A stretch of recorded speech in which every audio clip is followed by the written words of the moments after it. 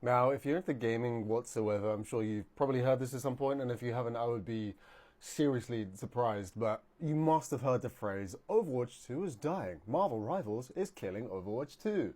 Now, is that actually fair? And I've seen some headlines recently, so let's take a look at that. So if your feeds are anything remotely like mine, you've probably seen titles like this from Forbes and various other websites stating that since Marvel Rivals dropped in December, Overwatch 2 is just heading to an all-time low player count, and I mentioned Steam specifically here. Now, within the article, it literally says that the 24-hour peak at the time, which was about a week or so ago, was just under 40,000, around that 36,000 mark for Overwatch 2. Whereas on the contrary, it was saying that compared to the 40k that Overwatch 2 has, Marvel Rivals has got nearly 10 times plus the daily player count on Steam alone. And I feel like that's kind of an unfair comparison right now. Because Overwatch 1 at the very least has been out for a while, and obviously it came out on Blizzard, at least on the PC side of things, so I reckon the majority of people aren't even playing on Steam for Overwatch 2 anyway. And of course that's not even counting any of the console, the PS5 or the Xbox users. However, looking at the data, it does look like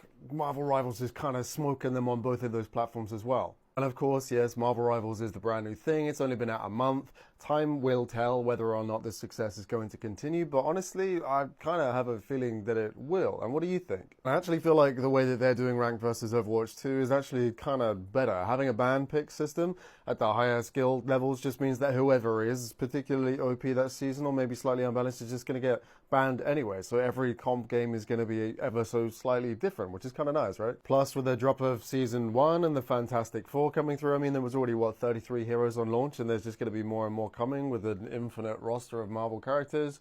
I personally only see success in the future of Marvel Rivals, but what do you think? Let me know in the comments.